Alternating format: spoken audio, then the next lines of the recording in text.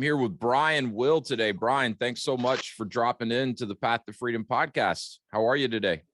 I'm good, man. Thanks for having me. This is awesome. Yeah, I've been looking forward to this. We had a chance to connect and have a little chat a couple of weeks ago. And since then, I've read your book, which I know we're going to talk about today. And it's a fantastic read.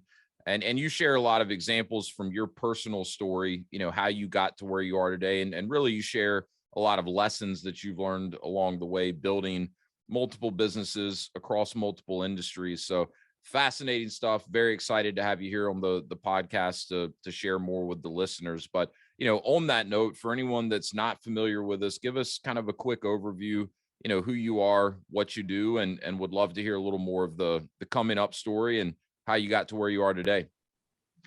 Yeah, so my background's probably going to be a little different than a lot of guys who have you know, built and sold companies. I came from a very rough background, abused child, failed out of high school, got kicked out my junior year, got back in, graduated at the bottom of my class, didn't have an option to go to college, got kicked out of the house and joined the military.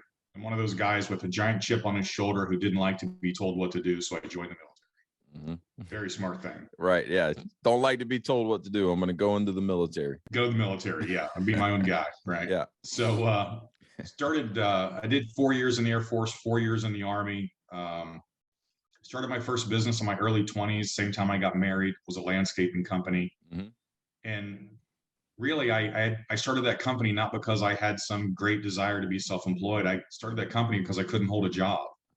I got fired as a construction guy. I got fired as a waiter. I got fired as a manager at a Little Caesars Pizza. The only job I was able to hold was a busboy at Applebee's, literally. I just kept getting fired. And eventually I thought to myself, you know, I'm not really a very good employee. Maybe I should go try to be a business owner instead. Yeah. So I started this landscaping company. Did that for about 10 years. I franchised it. We had 7 franchises at one point, and then I lost it, lost everything. Houses, cars, newborn baby, and basically bankrupt. Started all over again, went into the insurance business. My buddy talked me into selling insurance. I did that with him for about 2 months and then thought, I could do this on my own. I don't need him anymore. So I started my first insurance agency. This was back in 99 when the dot-com boom was going. Yep. And through a series of progressions and decisions and things that I'd done, we kind of technically started the first call center in the country for insurance. And within about 18 months of starting my insurance agency, I got bought out by a venture capital firm. That's when I got my first exposure into venture capital and private equity. So they bought me out. I tried to start a pizza place after that, and it failed miserably. So I decided to go back into the insurance business. I did that again. And then I met a guy, Steve, who was my big mentor in life. And we launched another company, which is internet marketing. And this was the point in my journey where I stopped listening to myself and started listening to other people, because at some point I had to realize that I wasn't the smartest guy in the world. This is an ego issue we talk a lot about with young entrepreneurs, thinking they know everything. Yeah, absolutely. 2 years later, we sold the internet company to a private equity firm. Then we sold the insurance company to another venture capital firm. And suddenly I'd had 3 exits and people in the market thought I was really smart. I was the guy cutting their grass 2 years ago, and now they think I'm a genius consultant, right? Wow. That's the way the world works. So I started consulting for Fortune 500 companies in the insurance industry and sales and management, direct to consumer marketing, which was crazy for a guy like me who got kicked out of high school to be sitting in a boardroom, you know, talking to these CEOs about how to fix their companies. But hell of an experience. I learned a lot about venture capital. Tried to quit working, couldn't do it. My brain doesn't work that way. Yeah. So bought a restaurant, literally sitting at a bar one day and with a bunch of people. And one of them said, "Why don't you buy this place?" And I said, "Let's do it." So I bought it. That got me into the restaurant business about 12 years ago. Today we've got 6 locations and 3 more coming up. It's about a $10 million company today. Wow. Wrote a couple of books on business, got into local politics in my hometown, and here I am on your podcast, man. It's the pinnacle of my career. Well, it is it's a fascinating story, and I appreciate you sharing it. And your most recent book, which is called The Dropout Multi-Millionaire. As I said, I just finished reading it. So you share a lot of this story, and it is a very interesting story. And I was telling you before we started recording, I mean, what I like about, your book and the conversations I've had a chance to have with you is you don't pull any punches. You share your story. You're very open about, mistakes that you made along the way, lessons that you've learned, and you're very willing to share all of that with other people in the hopes of helping them avoid making some of the same mistakes. And the whole premise of the book that you've written is 37 lessons for entrepreneurs. And I like the actual subtitle, right? The subtitle is 37 business lessons on how to succeed in business with no money, no education, and no clue. And I think that resonates with a lot of people because, as you know, I work with a lot of people that, have a goal of becoming a business owner, but they've never done it before. And a lot of them, don't have a lot of education, or at least in terms of being an entrepreneur. A lot of them don't have, a ton of money or capital to do it. And so, really they have no clue. And so I think it's tapping into a pretty wide audience, because there are a lot of people out there that want to get into business for themselves, but they have no idea where to get started.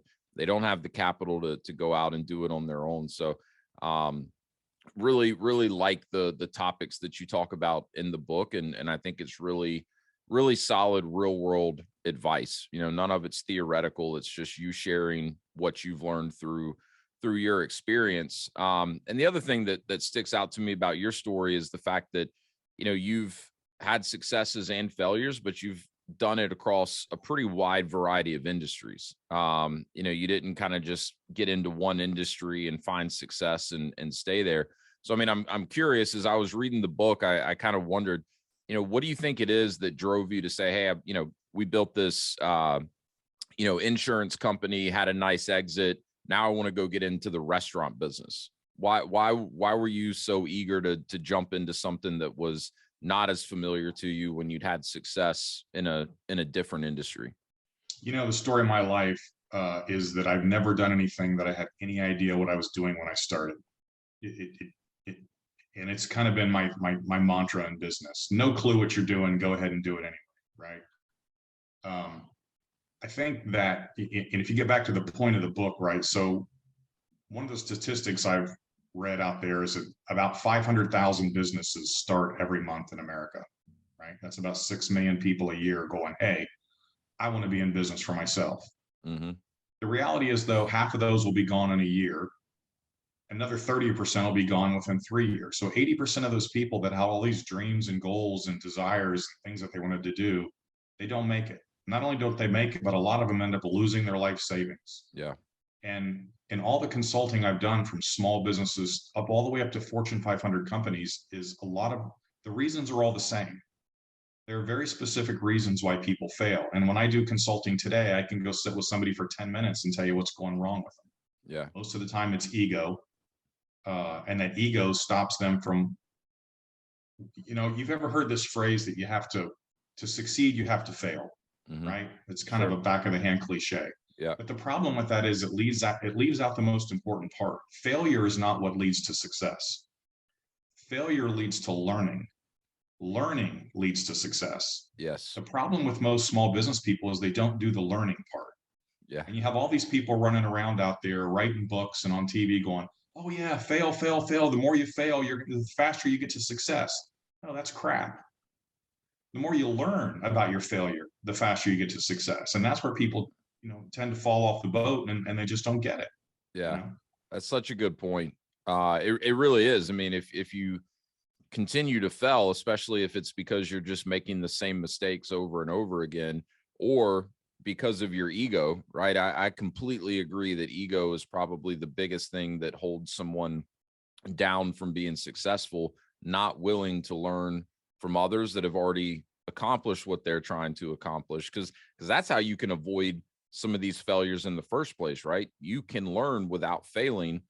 anytime you fail, you should learn, but you can also learn without having to go through the failure yourself. If you're willing to learn, right? Right. And I give advice to people all the time in business, and they take half of my advice because the other half doesn't really apply to them. Or Right. that's not the way it's done, or they would like to try something different. So you take half my advice and it doesn't work, and then you're like, well, your advice was no good. No, that's not, you didn't listen. Yeah. They take the piece of the advice that they like or that they're comfortable with, and anything that they might not be comfortable trying, they're going to say that doesn't apply to me. I'll tell you this story, and I have a tattoo on my back, right? And it says I'm in. Just I'm in, 2 words, right? Yeah. So here I am. I've started this third company, and we have an insurance company, and we have this internet marketing company. And we had sunk about $500,000 into this company, and we hadn't made any money. We'd been in business about 9 months. We're losing our rear ends on this deal. But my partner on the internet side, and he's my mentor in life, Steve, he rolls in my office one day and he says, listen, we need to invest another $60,000 in this company. And I'll put the money in, but it goes against the debt that you basically still owe. I said, Steve, I literally had a conversation with my wife this morning. I want out of this deal. We've lost $500,000. This thing's not going to work. What are we doing here? And by the way, Steve had already made millions and millions and millions of dollars. And I'm plugging away 80 hours a week, making $100,000 at this point. Yeah. And Steve looks at me and he goes, Brian, you need to trust me. And this is going to work. We know what we're doing. We've done this before. And I'm like, Steve, we haven't made any money, man. We got to shut this thing down. And he looked at me, and he's sitting there in his t-shirt and dirty socks and tennis shoes with a hole in the toe. He's one of those Walmart kind of guys. You would look at him and go, this guy ain't got nothing. Walmart millionaire, right? Yeah. So he looks at me, he says, listen, I'm going to make you a deal. I'm going to give you all your equity back. I'm going to erase all your debt. And we walk away as friends. But you have to make a decision right now, or you stay in with me. What's your decision? And I'm sitting there looking at him, and I'm thinking of all the money I owed, thinking of a conversation I had with my wife. And I thought to myself, as I'm looking at him, I'm looking at a guy worth, I don't know, 20 million, and you're looking at me worth $20. Yeah. And I finally said, you know what? I'm going to stop listening to me because I clearly don't know what I'm doing. And I said, you know what, Steve, I'm in. And he goes, all right, I don't ever want to hear this conversation again. Yeah. And 18 months later, we sold the company for $60 million. God. I'm in. So I tattooed it on me, right? Hell yeah. Sometimes you need to stop listening to yourself and start listening to other people because they know more than you do. You share that story in the book, and that's actually in my notes. I was going to ask you to tell that story because I mean, that's powerful, right? You had a split second decision, yes or no, I'm in or I'm out. And, you were willing to swallow your ego and say, look, this guy's done this before. He's more experienced than I am. I'm going to bet on him. And I think in the book, the story goes too, that the day before that conversation, your accountant for the company had come in and said, this thing's a dead loser. You guys need to wind it down. There's no shot. So, in addition to you already kind of feeling that way, but then your numbers guy coming in and saying, hey, the numbers are showing that this thing has no shot of being successful. So, credit to you for being willing to say I'm in, right. And to swallow your ego. How much time do you spend thinking about what would have happened if you would have gone in the other direction? Listen to me. Every time I sit on a plane in first class, every time I sit on my balcony at my beach condo, I'm about to head up to Antarctica tomorrow. I'm going to be sitting over in Antarctica on a private ship. Every single time I think about it, because I would not have what I have in life had it not been for that one decision and that one man who mentored me. So in my house, I have a bar in my house, and there's this big glass thing over the bar, and it says TS, and that says to Steve, because everywhere we go, we toast Steve, right? Because I would too. Yeah, and it's something I think about, right? Because we've already talked a little bit about, obviously there's risk involved in going into business, and so many businesses don't work out, right? And people do, Mhm. in some cases lose their life savings, and the failure that can result from starting a business can be devastating, right? But at the same time, your story illustrates that if you are willing to take risk, and bet on yourself and bet on the people that you're partnered with, it can pay off in a huge way. And so that's something I think a lot about, right? Because one of the things I've learned over the last 6 or 7 years since we've got into owning businesses and stuff is I'm less scared of failure and I'm way more scared of regret. I'm terrified now of having regret later in life, looking back and saying, I wonder what would have happened if I would have tried. I wonder what would Right, have happened if I would have bet on myself. right. And let's say that you told Steve you're in, and then things went the other direction. The company didn't work out. You would have lost some money, but it wouldn't have had as much of a negative impact on your life as the way it did play out. Exiting for 60 million has had a positive impact on your life.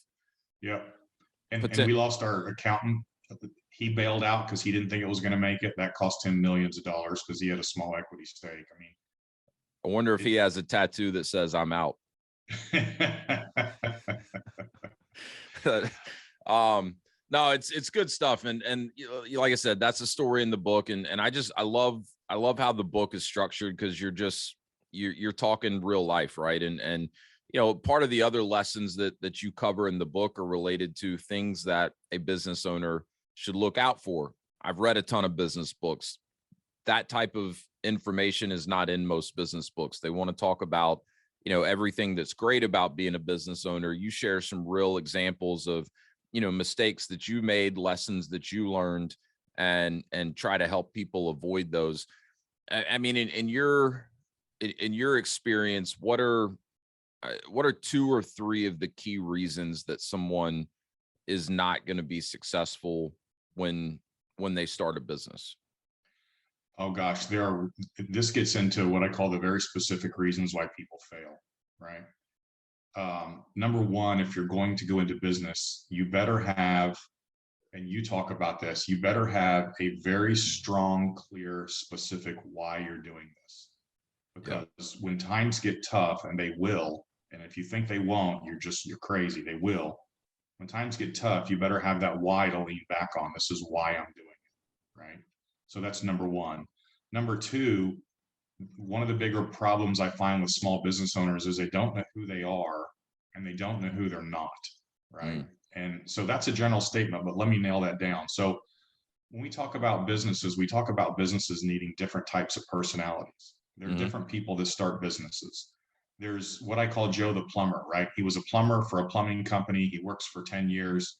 And one day Joe says, well, I'm the plumber. I'm making all the money. I want to go start my own business. So Joe starts a plumbing business. The problem is Joe's not really a business owner and he's not an entrepreneur. Joe's a plumber, or what I call a technician. And so Joe doesn't really understand how to set up all the legal documents and what kind of insurance to buy and all the pitfalls and how to set up payroll and withholding and sales tax and all this stuff. And those are very, very important things called getting your house in order. Joe hmm doesn't really get that. He thinks he can just be a plumber, Yeah. right? There are people that are salespeople that think, well, I do all the sales for a company. I'm going to go start my own business and sell. But they don't understand all the management and the background and managing the deals and the contracts and the paperwork and the legal and the operations. And, they don't understand. They think you can just go sell, and you can't Yeah. just go sell, Yeah. right? There are people who are entrepreneurs that are true entrepreneurs who start businesses and think it's all about the 30,000 foot level and the ideas and all those things, and those are important, but you need somebody who can actually go sell, and you need somebody who can actually do the work, and you need to have somebody who can actually manage your business, Yeah. because if you don't, you're just going to create a giant mess. I can't tell you how many business I walk in and there's just crap piled everywhere, like Yeah. stacks of papers. And, well, did you pay your taxes last year? Well, I haven't gotten around to that yet. Well, Yeah. did you do your insurance? Well, actually, I let that lapse. I'm sorry. Well, did you do your withholding? Well, I haven't actually paid myself. It's like, oh my God, you're an entrepreneur. You better get a manager in here to clean your mess up, or you're not going to be in business. Yeah. They've got 1,000 ideas of what they want to do next with the business. Entrepreneurs, as I say in the book, are the most important and the least important person in any business, because you need an entrepreneur for ideas and carry this thing forward and come in. But somebody better be in the background cleaning up the mess the entrepreneurs make. Because entrepreneurs tend to make messes. I'm an entrepreneur. I make messes. I know that. It's my limitation. I have people that take care of everything for me, right down to my schedule. Right. Yeah. So you're important as an entrepreneur, but you're not the most important person. You need people to clean everything up. So when I say you need to know who you are, identify who you are in the business, and then you need to backfill with the talents and the management and or the sales or whatever it is you lack. You need to backfill, because if you don't, you're just going to create a big mess and your business will probably not make it. Yeah. So why are you doing this? Who are you in business? And the last one I think is super important is, we talked about this a second ago, is getting your ego out of the way. Yeah. Finding people who have been successful that are 4 or 5 steps above you, that are where you want to be, and take advice from them. Get a mentor, get a board of directors, get some people in there that can help you make decisions based on their experience, which you probably don't have at this point if you're just starting out. So those are my big 3, just to get you going. Yeah. No, I love that. I think the know who you are, know who you're not is so key. I've seen it in the businesses that we've started. Thank God for my wife, right? She's an operator, right? She can dial in the processes. She can make sure all the T's are crossed, all the I's are dotted. She can make things run the way they need to. I'm probably more of the entrepreneur. I can come up with the idea. I can see the long-term vision, and I can know like the key milestones to get there, but connecting the dots between those key milestones, not going to happen if it's left up to me. And I've tried, right? Like I've tried to be the guy doing that, and it's not my skill set. It's not how my mind is wired, and it'll take me, 10 times longer to put some of those things in place than it would someone like my wife. And when she does it, the result's 10 times better. So I tend to say that entrepreneurs think at 30,000 feet. They think into the future. They think in bullet points. If they get dragged down in details, their eyes glaze over. They can't focus on it because they're thinking about, well, what's the next big thing? So you've got to have people like your wife who can be behind you, as I say, cleaning up your mess, dotting the I's and crossing the T's, and make sure everything's legit and everything's working and the bills get paid. So you can be out there at 30,000 feet running around, with your hair on fire. Yeah, she would definitely agree with the terminology of she's cleaning up my mess a lot. Yeah, she would she would give you a big thumbs up on that one.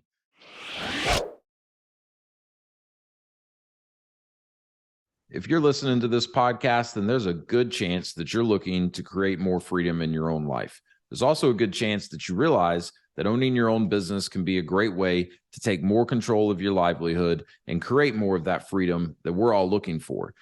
Also, if you've been listening to the show for a while, you realize that I specialize in franchise ownership. In addition to owning franchise businesses myself, I have a franchise consulting firm, Path to Freedom, where I help people navigate what is typically an overwhelming process of understanding franchising, identifying specific franchise companies that could be a fit, and then conducting the due diligence in a thorough and efficient manner with those franchise brands.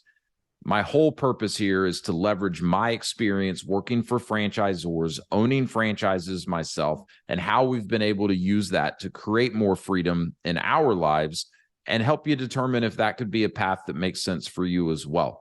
So if any of this sounds interesting, if you've considered business ownership in the past, whether you've explored franchising specifically or not, I'd love to connect with you. I'd love to learn more about you and what it is that you're working towards in your life and determine if I may be in a position to help. A great starting point is the link below in the show notes, which will take you to a short form to fill out, and you'll receive a free copy of an ebook that I've put together, The 7 Steps to Freedom Through Franchise Ownership. That'll also get us connected, and I'd love to set up an introductory call where I can explain a little bit more about the process that I use to help people determine if franchise ownership could be a great way to start charting their own path to freedom. So click the link below in the show notes, receive the ebook, and let's get connected. I'd love to hear from you.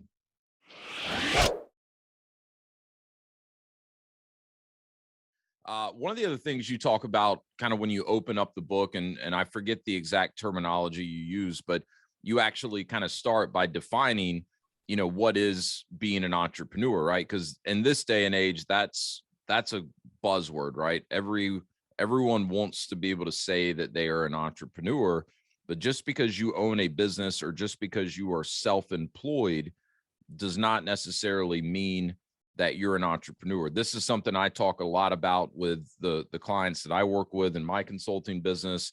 I think you and I talked about the E-Myth in our first conversation. I send a copy of that book to everyone I work with, but maybe unpack that for us a little bit.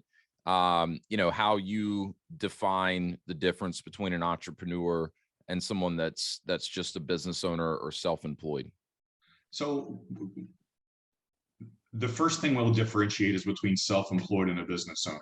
Both of these are good things. And this really depends on what you want to do and why you're doing it, right? Yeah. A self-employed person is basically someone who's created a job for themselves. So you might have a business, you might even be incorporated, you could literally have an office, but if that business is 100% dependent on you, and you're the one doing all the work, if you're a consultant or a designer or whatever, then you're really just self-employed. Yeah. And by that, I mean, listen, if you go into a coma, I'll get, in a drastic example, what happens to your business? Stops. It stops. If you disappear for 6 months because you went to Antarctica and you got trapped on an island, which I'm about to do, what happens to your business? It stops. If your business stops, if you're not there, then you're technically self-employed. You're not what I consider a real business owner. You have a business, but not a business owner. A business owner is someone who's actually created infrastructure, they've created process, they've created an intrinsic value in a business that they could sell some point down the line without them having to be a part of it. Yeah. I like to say that I never even step foot in my restaurants 80% of the time, maybe 90. If I sold my restaurant chain, no one would even know I was gone because most of them don't even know who I am. Yeah. Right. That's a business. It has value. It has something that I've built that has value. It also gives me a certain amount of freedom. If I go to Antarctica tomorrow and I get trapped on an island, my income's still going to come in. I don't know how I'm going to get it over there, but it's still going to come in. Right. It'll be there somewhere. Yeah. Those are really the two differences between self-employed and a business owner. And then when you're talking about being a business owner, we get back to who are you in the business? If you're the technician, if you're the guy that does the work, you might not be the guy that needs to manage the company. You might not be the true entrepreneur. If you're the salesperson, or if you're just a manager, you got to get back to who you are and who you're not. And if you're not the entrepreneur, if you're not the 30,000-foot person, if you're not the forward thinker, then you need to bring somebody into your organization, either through a partnership or through an employee that can fill that role if you really want to rock and roll with it. So those are kind of my differences. Yeah, no, I love it. And I think it's very important to understand that, right? The consulting work I do, self-employed. It's not a business I can ever sell. If I go into a coma or if I just decide, hey, I'm taking a break for a couple months, everything else stops, right? And and there's a lot of people that could make sense for, right? And they're going to be happy with that. Not everyone has the goal of, scaling this large organization and having large teams, and not everyone has the goal of having a big exit at some point. I do the consulting work I do because I really enjoy it, and it's a way that I feel I can help other people learn from things that I've been fortunate to learn over the years, and it's a business for me, right? I can make very good income doing it. But then in addition to that, we have other businesses that we are in the process of really setting up as business owners. One of them's further ahead than the other. The other one's less than a year old at this point, but we're as owners removed from the day-to-day and trying to remove ourselves even further so that, we are working on the business and not in it. And those are businesses that if we did take a 2-month vacation with our kids, they're going to continue to generate income for us. And eventually, we'll be able to sell those businesses. Well, the key here is, what do you want, right? So I own businesses but I'm also working towards selling that at one point, and I'll probably go back to being self-employed. Right. I Yeah. enjoy consulting just like you do. I think it brings me a lot of joy to help people, and I think it brings a lot of value to the people that I work with. So I completely understand that. If you want to be self-employed, then be self-employed. If you Yep. want to build a business, but you're currently self-employed, then you need to figure out how to make that transition. So really, it's whatever you want. It makes you happy. And Yeah. that's good. Totally agree. I do think it's important to know what you want coming into it, if at all possible, because, and I'm curious if what your thoughts are on this, but in my experience, it's harder to kind of remove yourself from the business, or, you know, from being too heavily involved in the day to day if you've started that way, versus, you know, so if you start the business and 2-3 years into it, you've been the technician this whole time, and then you have this realization that, hey, you know, I want to build this into something bigger, so I've got to kind of remove myself. I feel like for a lot of people that's harder versus coming into it knowing, hey, I want to build this thing to scale, and so for that reason I can't be the guy or the gal out there doing everything myself. You're 100% right. The more entrenched you are in your company, the harder it's going to be to extract you. And, Well, and because maybe damn near impossible. there's some ego there, right? You've got this mindset of no one else is going to be able to come in and do it better than me. Ego and money. Let's be honest. You're doing it because you make more money if you're doing it. Sure. I've always been willing to make less money by bringing other people in to fulfill those roles. I could do those roles if I wanted to. I don't want to, but I could. Right. Yeah. But I'd rather make less money and have better lifestyle. Yeah. So I've never entrenched myself in a company to the point that I can't get myself out. So yeah, again, you're right. What do you want coming into the business? Build towards that. You're exactly right. Yeah. We've seen it, right? I'll pick on my wife for just a minute. She never listens to this anyway. She says she has to hear me talk too much as it is. But you know, first business we started, franchise business. She'd been laid off coming out of the pharmaceutical industry. We just had our first kid. So she dove all in, right? It was her full-time focus. She was doing sales. She had her hands in everything in the business. You know, fast forward 4 years today, it's a 7-figure business, pretty good team in place. And she gets to, you know, kind of step back and manage the big picture. But there were definitely times where it was very difficult for her to give things up, right? It was very difficult for her to give, you know, sales opportunities to, you know, other people that she had brought onto the team, because she knew good and well she could probably very likely go out and get better results than the salespeople. And I just, you know, I can remember many conversations around, you know, why it's important to give up some of that control, why it's important to be okay with the results not being as good, at least for a period of time, as it would be with her, you know, going out and handling all the sales.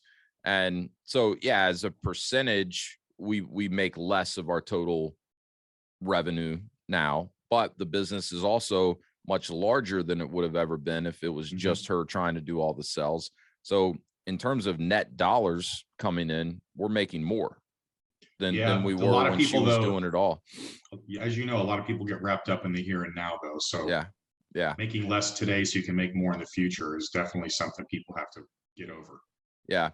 Well, look, I want to get your thoughts on something else that you reference in the book a few times. You mentioned earlier your first business, the landscaping business. You actually franchised it, and I think you said you got up to 7 franchises.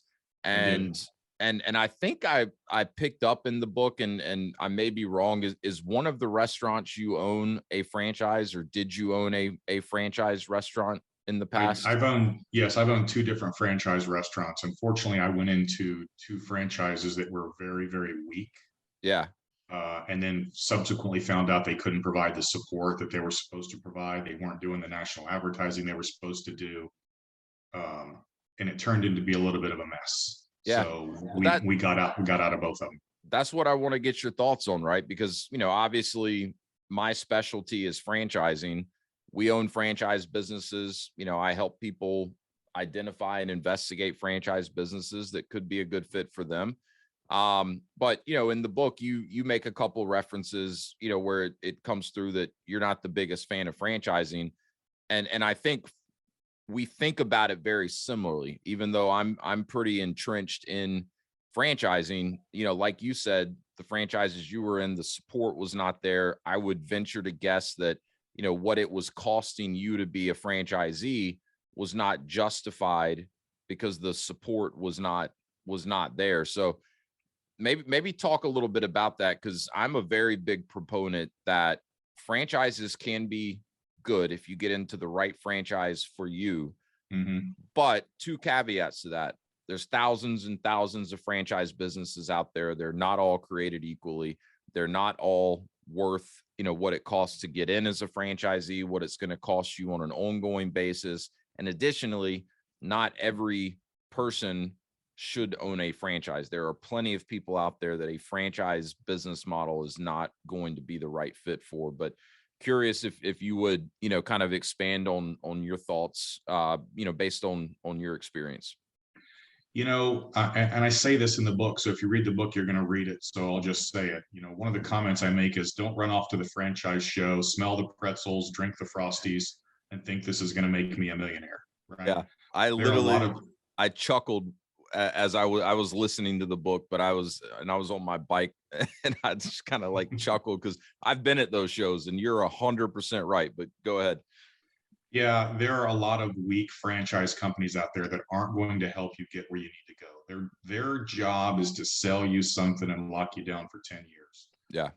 That's it's not a good idea. You need to make sure that company is solid, it's sound, it's got good people, it's got good backing, it's got money, it's got enough franchises to have critical mass. The franchise company that I started, we had 7 franchises. We did not have critical mass. Yeah.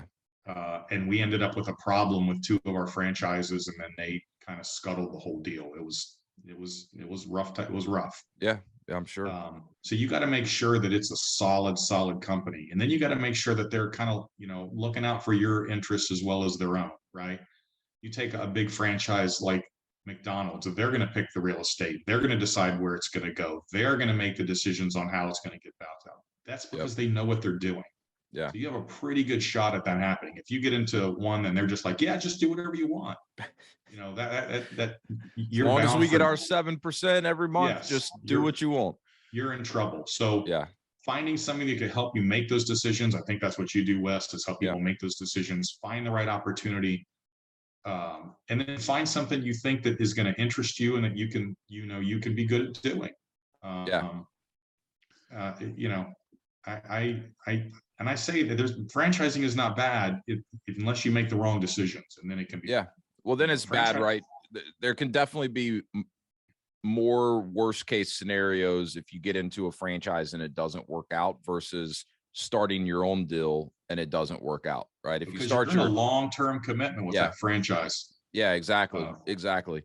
So I completely agree. I mean, to give you some perspective, the number changes all the time, right? But usually there's somewhere between 3,000 and 4,000 active franchise opportunities across the US at any given time, meaning there's anywhere between 3,000 to 4,000 companies that will sell you a franchise or will potentially sell you a franchise at any given time. And they come and they go, right?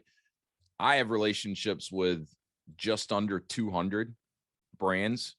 And that's not to say that if it's not one of these 200 brands that I have relationships with, it's not a good franchise. But to your point, there is a lot of research that needs to go into evaluating a franchise opportunity. I do that research before I develop a relationship with a brand, because if I have a relationship with them, that means I'm potentially recommending that brand to someone that I work with based on what I've learned about them and what they're looking to accomplish. And I definitely want to be able to sleep at night, right? I don't want to be in a position where I've introduced someone to a franchise and, the franchisor is not well capitalized, or they don't have some of this critical mass, or at least a good blueprint to get there. And the biggest thing I look at is, well, not the biggest, but one of the big things I look at, and this is the advice I give to everyone I work with, is, you need to evaluate, what's it going to cost me to become a franchisee up front? And what am I getting in exchange for that? And then you need to evaluate on a long-term basis, what's it going to cost me to be a franchisee, and what am I getting in exchange for that? And if you can't see a clear, exchange of value where you're getting more value because you're a franchisee, and it cancels out the cost to be a franchisee, it's not a good investment. And then, there's so many other things that go into that, but I see it all the time. People get into a franchise that, the model's just not right. The franchisor's not supporting franchisees the way they should. The other mistake I see all the time is people get into the wrong type of business for them because they don't spend enough time thinking about who they are and who they're not. And so they get into a business where their role as an owner, what they need to do to be successful, is not a good fit for them. Listen, my number one rule for that is, if it's too easy for you to join and give them a check, it's probably the wrong deal. Totally. The really good brands out there, and this is true with the good ones. It may sound a little salesy almost, but the really good brands, they don't sell franchises, they award them, right? So you're going through a mutual evaluation process. And at the end of that process, the leadership team comes back and says, either, yes, we would approve you, we'd love to have you join, as a franchise owner, or no, we don't think it's the right fit. They're not going to sell a franchise to anyone that's willing to write them a check. And the reason for that is the really good franchisors understand why the model works. They don't care about making money on the upfront franchise fees. That's not their business model. Right. A lot of the franchisors that are, in my opinion, doing it right, they don't make anything on the franchise fees. Their business model is to have long-term successful franchisees that are continuing to grow their business over time. And their business model is the royalties, right? And that's usually a percentage of a franchisee's gross revenue. And as I said earlier, for the franchise to make sense for a franchisee, you need to be able to see clearly that even though you're paying a percentage of your gross revenue back to the franchisor, you're getting enough value in exchange to offset those fees. And there's a lot of different ways that franchisors can do that. Depends on the type of industry that they're in some cases. But yeah, the good ones out there are not going to just sell to anyone, because they want to make sure that, they've got a good foundation and they're set up for long-term success. And that's where the business model for a franchisor really starts to make sense. But you have to get to some scale, and you have to have franchisees that are successful over a long period of time. If you're just churning and burning franchisees, looking at the franchise fees that they're paying you up front, that's not a sustainable business model at all. 100% agree with you. Well, look, appreciate you sharing your thoughts on that. Before I let you go, one of the things that I run into a lot is, people that I'm working with, and we've already established that, not everyone should go into business for themselves. You need to have a really clear why do you want to put yourself through this, right? Because it is a roller coaster, and not every day is a walk in the park. Being a business owner or even being self-employed. But let's say that you've got someone, they've got a really clear why. They know they want to be into business for themselves, but they're getting a little bit hung up, right? And they're getting hung up from what I call FUD, fear, uncertainty, and doubt, right? We've talked a lot today about the risk associated with going into business for themselves. I see a lot of people, get to that point and they just can't quite take the leap. What are your thoughts on that? Is that an indication that they are making the right decision by not taking the leap? Or is that an indication that they're just so close to stepping out of their comfort zone and they can't quite do it, and maybe they're missing an opportunity by not stepping out of their comfort zone? Well, I'm not sure what your thoughts, but I'll give you mine on this. And I talk about this in the book. We talked about it a little bit before we got on here today. But I tell you in the book all the reasons why you shouldn't go into business, and there are a lot of them. Mm-hmm. And all the reasons why you should keep your job, because there are a lot of them. And if you're going to succeed in business, there's going to be issues. You're going to have problems. There's going to be crap thrown at you. That's just the way the world works. Yeah. If that scares you to the point that you're thinking you should keep your job, then you should keep your job. You need to be so committed to this thing when you walk in the door that you're ready for the world to come crumbling down around you and you're not going to give up. Yeah. Because if you don't have that level of commitment, you're not going to make it through the tough times. Right. Yeah. So I tell people all the time, why would you do this? Don't do it. Just don't go into business for yourself. And what I want is I want somebody to come back to me and say, what are you talking about? This is what I want to do. Yeah. Why would you try to talk me out of it? That's the person that I know has a shot. Yeah. If that person comes back and says, well, you might be right, they've got enough internal doubt that once that first problem hits, they're going to bail. Yeah, no, I agree. I think about it the same way, right? Because if you don't have that why, if you don't have that burning desire to do it, even when someone is trying to talk you out of it, if you're not, confident enough to come back and say, screw you, I'm going to do it. And I'm going to show you. Yeah, you are. I mean, the first time you get hit in the face, you're going to give in and say, you know what, this is too hard. It's not worth it. Now, I think, I've learned through my own experience and, through a lot of people, that I've talked to and gotten to know, it doesn't mean you're not going to have any fear, right? In getting to that point, it just means that you recognize the fear, you acknowledge it, you kind of assess things and you say, all right, this is scary. This is going to take me way out of my comfort zone and I still want to do it. Courage is not lack of fear. Yes. Courage is the ability to move through fear. That's the difference. Yeah. Spot on. I love that. Well, man, this has been awesome. I could pick your brain for hours and hours, but I know you're busy. Sounds like you've got an awesome trip coming up, going to Antarctica. So anything else you want to share with the audience before we wrap this one up? Anything else that you want to make sure that you have a chance to speak to? Yes, this is an overriding issue. It's in the book. I tell everybody I do these podcasts with. Here's the thing I want all of the people out there to think about, whether you're in business or whether you're going into business. And this is critical. Okay.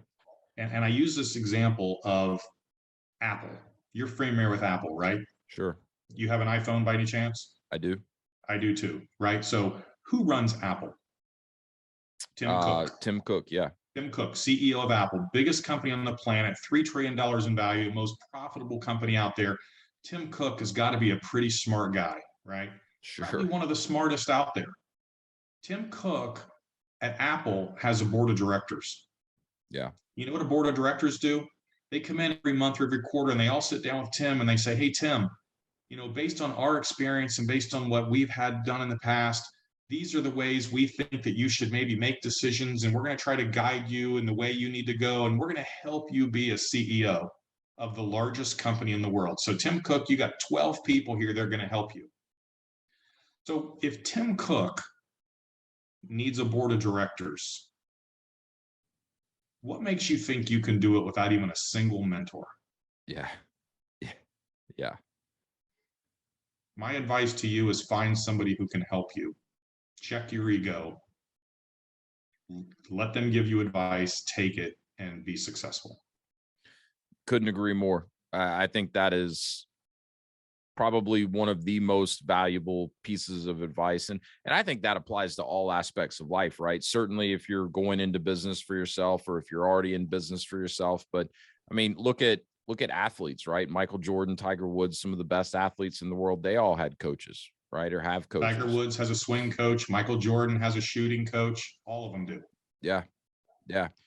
Yeah, spot on. I think that's amazing advice. I know I've been fortunate to have some amazing mentors, throughout my life and continue to learn from them and continue to seek out new mentors, right? And selfishly, it's one of the reasons I love doing the podcast so much, because I get to connect with guys like you and learn from it, right? If I'd have just reached out and said, hey, Brian, I know we've never met, but will you get on a Zoom call with me and just talk to me for like an hour? You'd have probably been like, no, man, that's weird.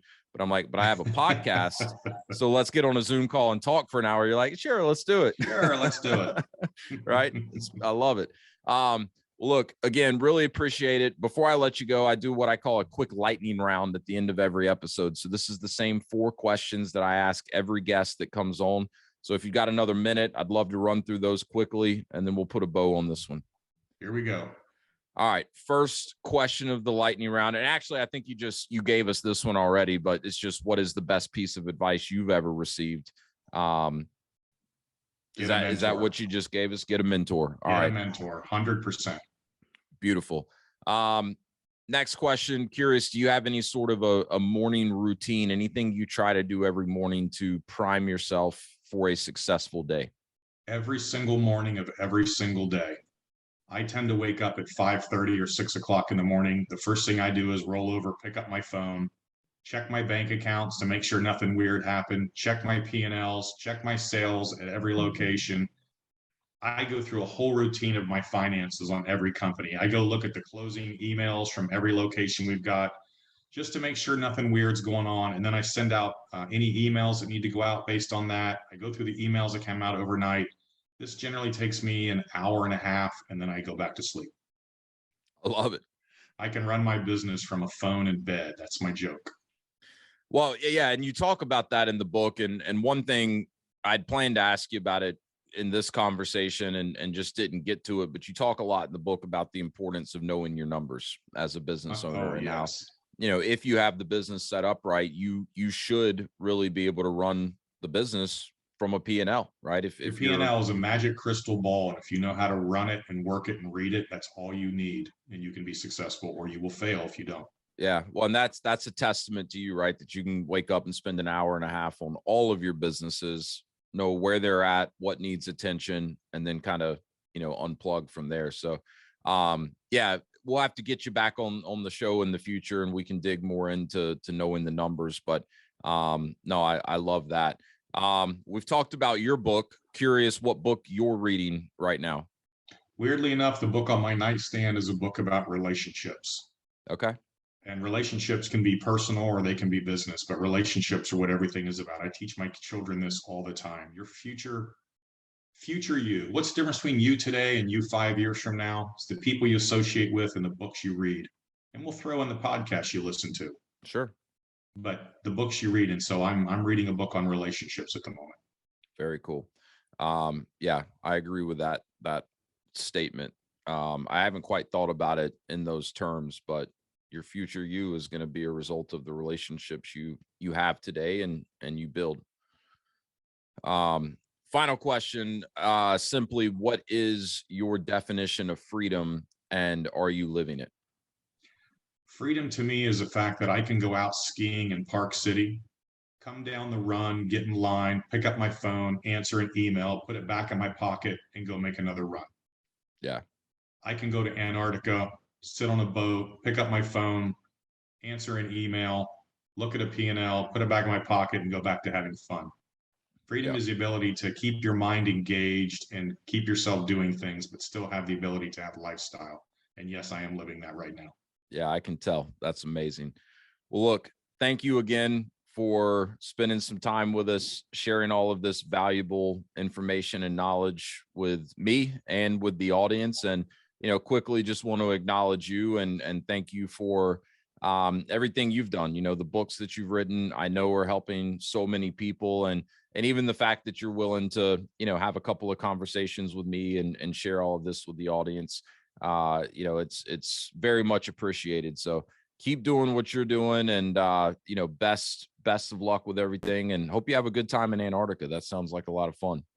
Thanks, man. Wes, I appreciate what you're doing too, man. Thanks. Where can people find the book? Quickly, give us the name of the book and where people can find it real quick. Amazon, The Dropout Multi-Millionaire. Yeah. First book I wrote was I Give the Dumb Kids Hope. Second one, The Dropout Multi-Millionaire. I love it. It's on Audible too. I listened to it on Audible. Yep. Really good. So Brian, thanks so much. Really appreciate you dropping in here on the Path to Freedom podcast. Thanks, Wes. Appreciate it. Got it.